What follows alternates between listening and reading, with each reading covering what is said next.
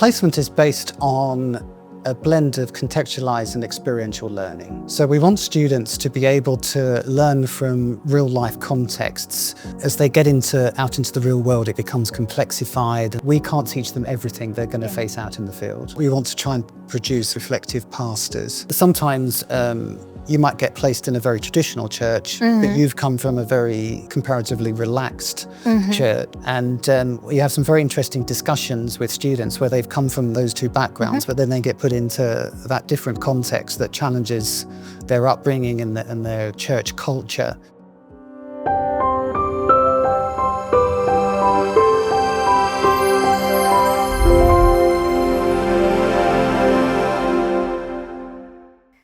Hello, I would like to welcome you to our talk with Adrian Peck, who is our lecturer in pastoral studies, and he's also organizing placements for our students. So Adrian, welcome. Thank you. And I would like to ask you some questions about how we do placements with our students, because it's an interesting part of what they do and how they get trained for their ministry and for mission.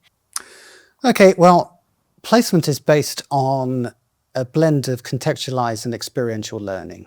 So we want students to be able to learn from real life contexts and apply what they get taught in the classroom, because then they understand that it's not just head knowledge, but it's as they get out into the real world, it becomes complexified and they understand the nuances and the challenges that they face out in the field. So it builds on what we teach students in the classroom in a very real way. And then experiential learning is very much part of the whole model. We want them to respond to the challenges and the different situations in which they find themselves, respond to those responsibly and with good structure and good thinking, having a good thinking process, in order to equip them for ministry. The whole model is really based on closing that gap, therefore. So what we teach them in the classroom here at the college, and then what they're going to meet out in the field, and how they close that gap, how they then apply the tools that we teach them. So it's not just about the knowledge in terms of specific things. So yes, we have classes on homiletics or preaching. We teach them things like how to lead Bible studies and how to lead worship. It goes beyond that because we can't teach them everything they're going to face out in the field. So we give them a whole reflective process, because what we want to try and produce are reflective ministers, reflective pastors. And this increases their own self-awareness, but gives them also the tools to respond to different situations out in the field. And we start this very early on in their educational process, right from the first year of the BA, and then it follows through the extra 2 years that they then face in the bachelor's degree, and then on through to master's, and then the postgraduate certificate in mission. So all the way through, we're trying to build on that idea. How do I respond reflectively to the situations that I'm faced with? And it's not just reflection, it's about theological reflection. And that's part of that closing the gap thing. How do they take what they learn in their biblical studies classes and their systematics classes and then apply them to the real world context in which they find themselves? Okay, that sounds amazing. If you talk about this reflective part, how do then they do that? How does it happen in real life? Do they write a journal, or do they talk to you? Whom do they talk to? How do they process it? How do we go about it? Well, reflective practices, it's a whole, almost a discipline in itself nowadays, and it's the foundational discipline for practical theology. So we're trying to encourage our students to be practical theologians. We have a 4-question process that we generally adopt. So we ask the students to explore what happened. Then the next stage is to understand why that happened, and then they ask themselves what should happen, and then they come up with an action plan. And the idea is that then they have a structured way of responding to those situations. Can they, you mentioned, would they get advice? Yes, of course, because when they go to that what should happen stage, they don't necessarily confine themselves to scripture. There are all sorts of things that they can bring to bear on answering that question, what should I do in this given situation?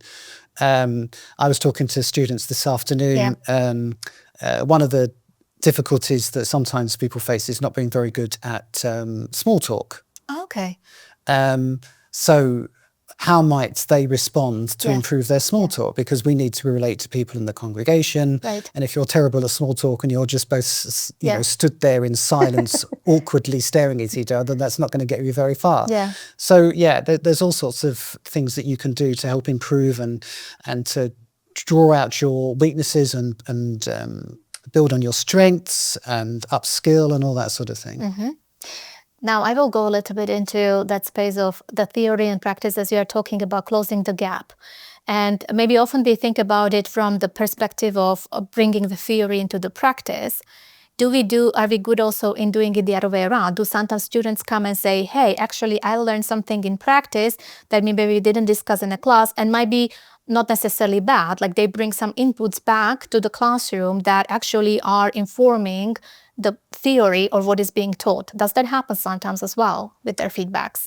That's a really interesting question, because that's where practical theology in an academic sense is going. What can we learn from the concrete situations that are happening out in the field?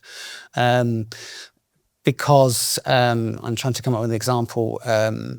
In fact, one of the key examples actually is that often we respond to situations with a guilt response. Yeah. So we talk about the atonement and substitutionary atonement, the theology of asking for forgiveness. Yeah.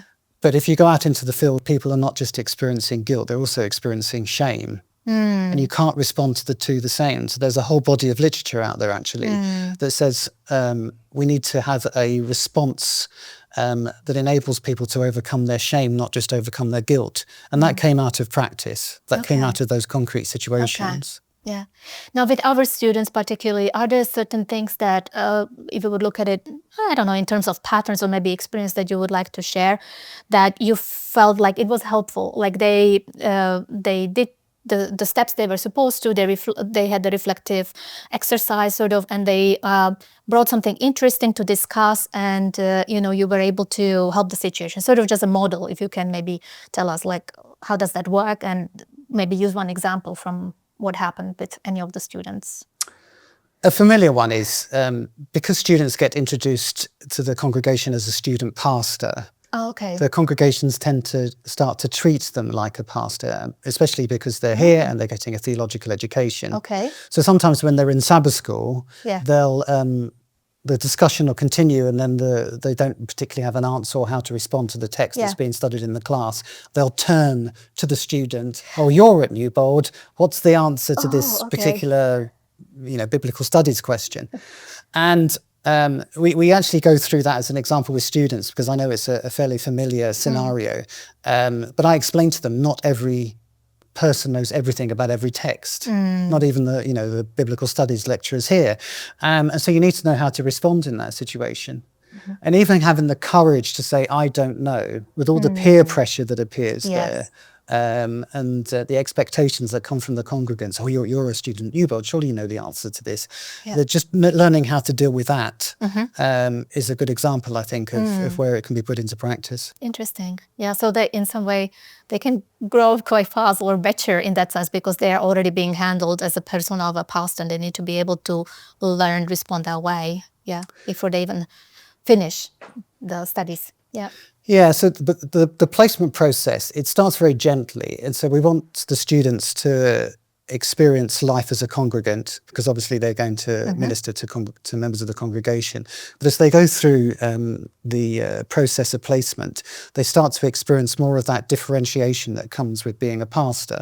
Because even though you're part of the congregation, we believe in the priesthood of everyone, there's still that difference that comes with the position of pastor.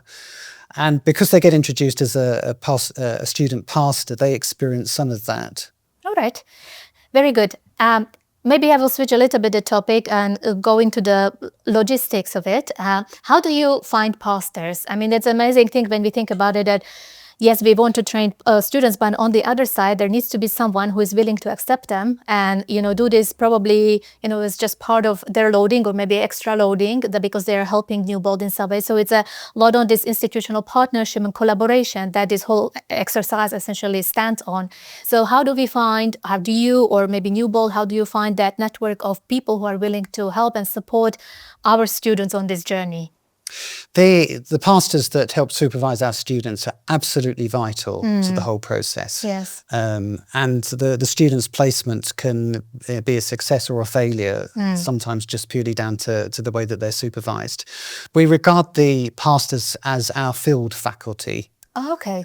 So here we're the academic faculty in terms of the students' education. Out there, they're the field faculty because they're seeing what's happening out as the student engages with the congregation, and they preach and they teach in Sabbath school classes.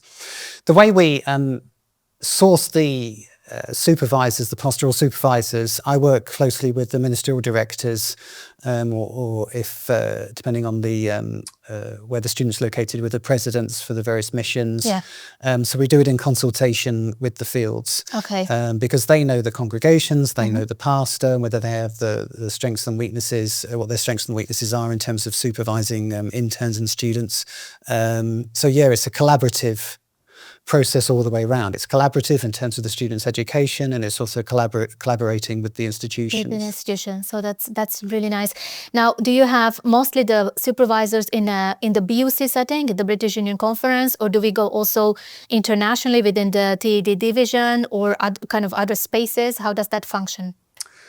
So it's across the Trans-European division. Okay. So we've had pastoral supervisors from Sweden, Norway, the Netherlands. In fact, we've got a few in the Netherlands at the moment. Okay. I've even had to get engaged with ministerial directors out in the Far East, depending where our students come from. Okay. So wherever our students are, I then liaise with the institutions that they're involved with. And how do you then keep sort of track and the progress with the students? Is it just between you and the students, or are you talking also with the mentors, with the supervisors? How does that process work, that you actually then have a good picture to evaluate and to kind of see the progress and the development of the students in the field? So the students themselves, they have to do a monthly report and indicate to us what activities they've been involved with. They also can claim back their expenses because it's a cost-neutral exercise for them. Yeah.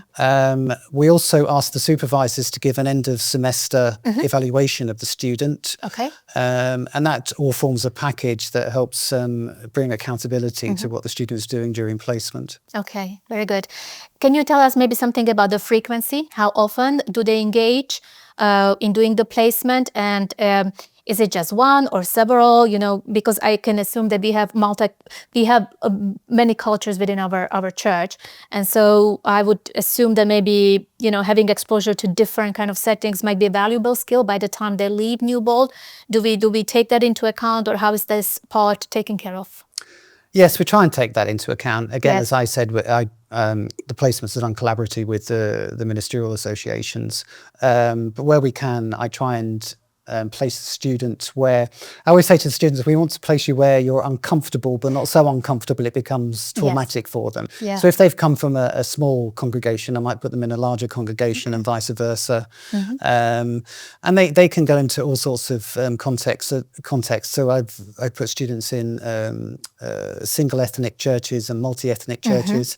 I mean, the context within and throughout the Trans-European division is moving very much towards multicultural congregations. So the students very much need to be able to engage with people from all around the world as people movements take place and our congregations take up different constituencies. So the students that are with us on the undergraduate course, on the BA, they get placed into two churches. So the first semester, actually, we let them settle into college life and we take them on church visits, and that's about exposing them to different contexts. So we'll take them to a church plant, to a large church, to a small older church, just because that allows them to experience church in a way they may not have done, when they were back home. Yeah. They then start placement in their second semester of the first year, and they'll be in that church for that semester and the following semester. And then their second church placement starts in the spring semester of their second year, and that runs through to the end of the BA3. Okay. They're required to attend the church a minimum of 3 times per month during the semester time. Okay. It's obviously tied to the semester because that's when they're either here on campus or they're studying. Often some students get really invested in their placement, so they'll carry on over Christmas or over the summer. We've got several students in one particular church. They're still going now 2 or 3 years later. They just so love that church and their involvement with it. So it's very much down to how much the student invests themselves into the process. We can't do that for them. So the students that are more of a self-starter and show that willingness to just throw themselves into it, I think they really benefit from that. So yes, it's 9 times a semester minimum. Plus there's visits to members with the pastors, church board meetings. So there's various things the students get involved with above and beyond attending on a Sabbath. Okay. So they essentially are able through these kind of activities that happen also through the week, kind of see the cycle of what happens at church and what they would be generally doing then later on as pastors, essentially. Yes, yeah. So we ask them to get involved where they can, depending on their own development needs, in either administration, departmental ministries such as community services, etc. The pastoral care, so that's where the visits come. Yes. So we try and broaden their experiences and fill in the gaps where they may not have been involved before. So in some way, this idea of flexibility, being able to function in different type of environments, and building also that skill of reflective practice, it's a good combination in order to prepare people to embrace whatever comes their way, essentially within the TED and beyond.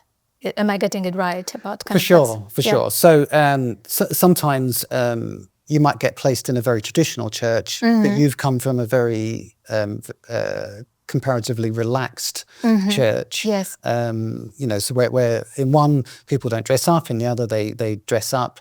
And we have some very interesting discussions with students where they've come from those two backgrounds, but then they get put into that different context that challenges their upbringing and their church culture. And so it's having students become aware of how their upbringing, their family of origin, their theology that they've come to Newbold with, how that's impacting how they then respond to their placement churches. Because then that prepares them moving forwards to be able to, as you say, to be flexible. Yes, yes. All right. We have some students that I know also that beyond going to churches, some of them do also other type of ministries, such as prison ministry. Is that normal standard practice, or how often do you kind of get students involved in other than church settings? Or is it a combination of various things that they can choose during their time at Newbold? So at the moment we're piloting prison chaplaincy with one student. Okay. And so in that situation, I then liaised with the head chaplain at the prison. We set up the process, and the students having a fantastic time, fantastic experiences with the people there, doing Bible study and interacting with people from other faiths. It's certainly something I think we would like to see develop more. Okay. Because not every student that comes to Newbold wants to actually end up in pastoral ministry. Quite a few feel attracted towards more of that chaplaincy area, chaplaincy field, Now I will have a little bit of tricky question. Do they have an exposure that is maybe too rich and too big that maybe afterwards when they finish and they end up they don't know in which church they end up, that it might feel like now I have all of this, but I can only implement that? Did we have that kind of feedback from students that all of a sudden they feel like, well, I'm narrowed? That I haven't had feedback from that based on placement. I am aware that we give students here at Newbold lot of tools, a big vision of church and the possibilities. And then they have to learn to adapt that for their particular context when they're assigned to a district. And that can feel restrictive. But that's really part of the whole process of being reflective and self-aware. Okay, I've come with all these tools, but I can't apply every tool I know in every situation immediately. So that's where that reflective process can kick in, that they understand, okay, this is where this congregation is at, this is what I can do here, this is what I have to offer them. Because in every situation, we can, as a pastor, you can approach it with that servant leadership attitude. What can I do to serve this congregation? It's not always the same. Yes. So even though you might feel frustrated because you can't do something, really spectacular and amazing in the sense of making, having fireworks and things, but you can do something spectacular and amazing in a smaller way that's more meaningful for that congregation, if that makes sense. Yeah, yeah. Do we do anything in terms of helping these students then network in some way and stay in touch with each other during their placements? I mean, I would assume that those who are here on campus, they physically are here and then they can talk and share these kind of experiences. Maybe the ones who are online, they share it among themselves, in the classroom setting. But as they progress and then maybe even leave the college, do we know whether they still are kind of in touch with each other? It's kind of more up to them that they find these networks and kind of stay in touch with their previous colleagues and kind of share these initial pastoral experiences, what they get once they leave college as graduates and then become pastors outside. So one of the very first classes they take, which is one I am to teach, which is Foundations in Pastoral Ministry, one of the things that I mention to them is they must develop those peer networks. Okay. Because the strongest peer networks they can develop are the ones they have at college. Yes. Because then they're going through the same things together, and they enter internship together and go through pastoral ministry and have those struggles they can share with each other. Yes. And so the encouraging of network forming and making contacts and searching out mentors is something that is emphasized in the program. Yeah. Which I think then it makes sense also particularly for these formational years where they kind of come here and do the first years of BA and so on. It's good to be actually on campus, and that because of this particular element that they can develop together, they can share together, they can build these networks that may carry them later on, and they might not feel as lost, when they all of a sudden enter the world out there and they would be on their own only. Is that? Yeah, and it could also happen online. I sometimes hear students say, "Oh, can I have your number?" Or the online students, you hear them connecting to each other. That's good. And WhatsApp, they all have a WhatsApp group. Yes. And I think just that technology is so great for them to keep that connection, those connections going. Okay, very good. Is there anything particular that you think you would like to mention that I didn't ask about? The famous interview question. Not particularly, no. I think the success of the placement, as I said, is depending on the student, on the supervisor, and also the congregation. And I think congregations where we send our students have been welcoming and they've been supportive. And I think having that support out in the field and having them invested in their students is so important to the students' experience. And so, just appreciating really that collaborative effort all the way through from the organisations, the institutions in terms of the unions and the conferences through to the congregations. Yeah, it's great. Well, Adrian, I would like to thank you so much for spending the time with us and sharing about our students and their placements. And I wish you God's blessing on your work. And also, of course, we wish it for our students and the churches where they get their placements. Let us informed how things are going. We'll be happy to maybe do sequence at some point. So thank you so much again for coming. Thank you.